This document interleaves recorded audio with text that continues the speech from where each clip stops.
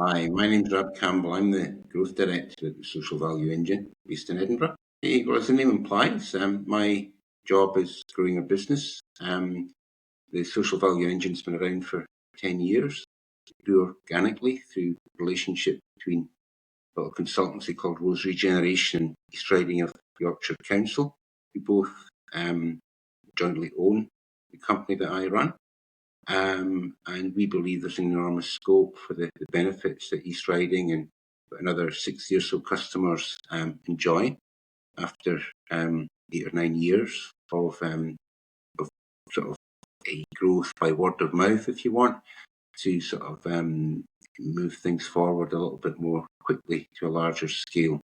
And I've been involved in doing that for the last year, and we're making quite good progress. There's a lot of demand out there for what we do, for lots of reasons, but one of them is that what we've produced has been directly to satisfy the needs of an English council called East Riding of Yorkshire Council, and they're very happy with it, and there's no reason that it can't be used by other councils and other BCSE organisations, and that's what we're in the process to do.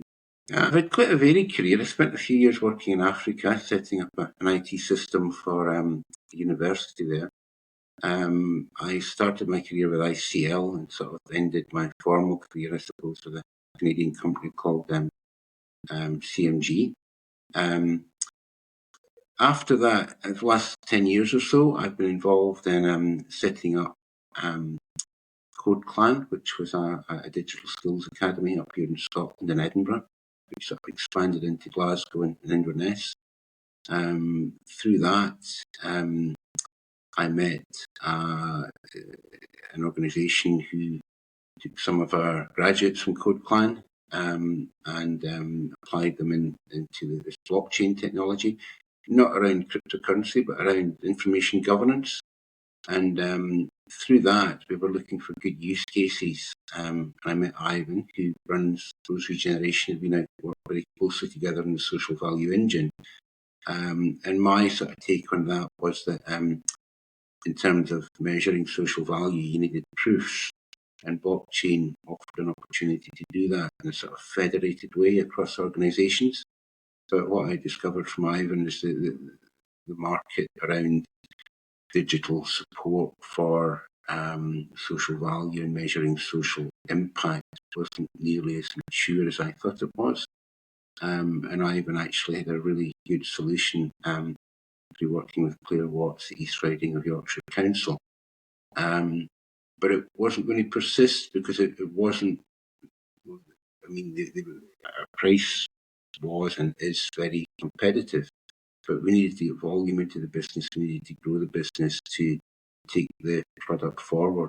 And one example of that last year, when I was first involved, is we ran an active learning set with half a dozen councils in sort of the Yorkshire Humberside area. And while we were servicing the needs of economic development professionals within councils, there was some product development we needed to do to support procurement people within councils.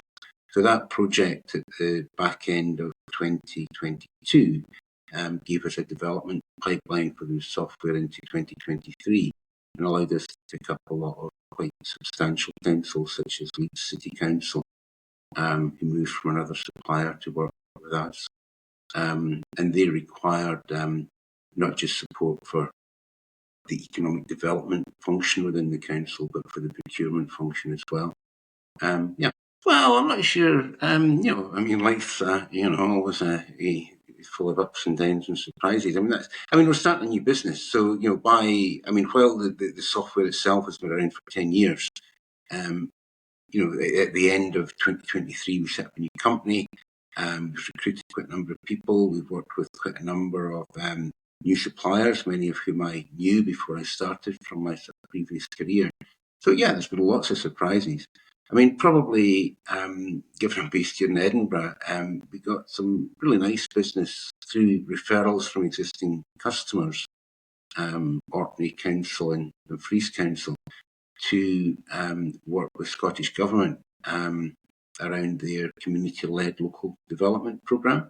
So they took 21 licenses from us through what we term a convener license, and they kept one themselves and they distributed the other 20 to 20 local action groups. They were based in sort of coastal and rural communities across Scotland. And Ivan and the team have worked with them to support them in a wide range. I mean, a couple hundred, maybe 300 projects across those 20 organisations, from really very small projects to, sort of mid-sized projects. We produced a template from the 400 approximations of value that we hold, and we've customised that down to 26 that sort of align with Scottish Government's policy outcomes. And then the lags pick from those 26 the most appropriate sort of half dozen or so for their projects. So, I mean, implementing technologies is never an easy task, and it's quite often an unhappy task. But actually, both sides of that equation, the local action groups really quite like what they've got. And a number of councils in Scotland now are quite close to buying some more licenses to use outside the community-led local development programme. And for Scottish Government, they have reporting from 20 organisations over hundreds of different projects that are within a set of tram lines, these 26 approximations of value. So it makes it much easier and provides better quality feedback to Scottish ministers in terms of how the money they've allocated to the community-led local development programmes actually being spent. And it splits it down by the UN sustainability goals. And they get a much better feel of what's going on. So we're into our second year now, but the first year was successful, and we learned a number of lessons through that we've implemented, and it's going to be better in the second year, and I'm sure it'll be better in the third year as well. So, yeah, lots of good things happening. That's just one example. There's lots of others.